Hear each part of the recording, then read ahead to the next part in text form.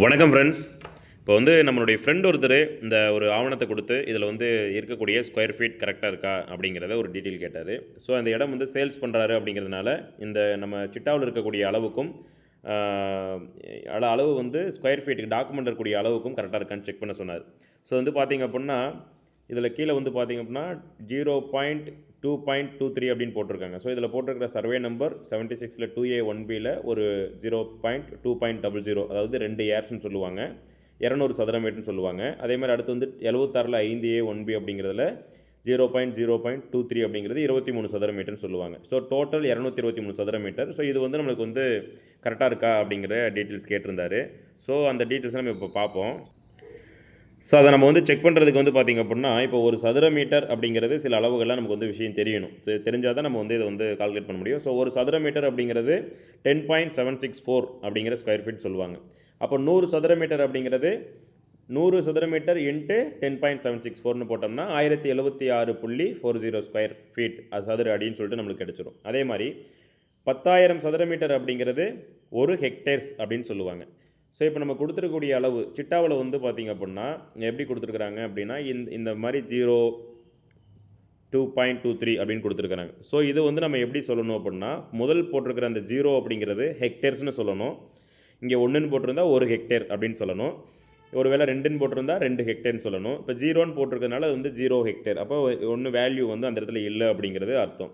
So அதற்கடுத்து போட்டிருக்கிற ரெண்டாவது வேல்யூ பார்த்திங்கன்னா 2ன்னு போட்டிருக்கிறது ஏர்ஸ். ஸோ இந்த இடத்துல 2ன்னு போட்டிருந்தா ஏர்ஸு, 3ன்னு போட்டிருந்தா 3 ஏர்ஸு, 3 0ன்னு போட்டிருந்தா 30 ஏர்ஸ் அப்படின்னு சொல்லணும். ஸோ அதற்கடுத்து கொடுத்துருக்கக்கூடிய மூணாவது வேல்யூ 23 அப்படிங்கிறது ஸ்கொயர் மீட்டர்.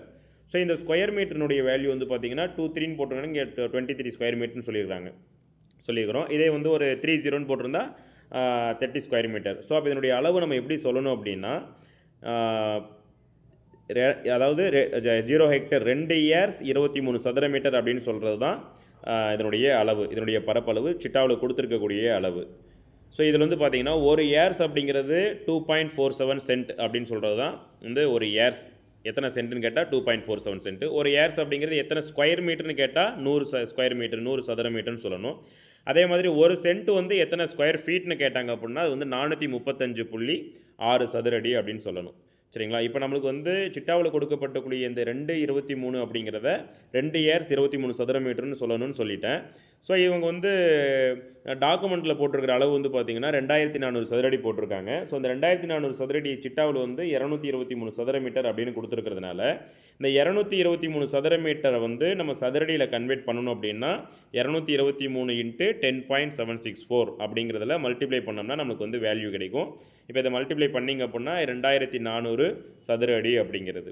சரி, ஒரு சிலருக்கு நான் வைக்கக்கூடிய அளவு சென்ட் கணக்கில் கேட்குறாங்க. ஸோ சென்ட் கணக்கு எப்படி சொல்கிறது அப்படின்னு பார்த்தோம்னா 223 சதுர மீட்டர் அப்படிங்கிறது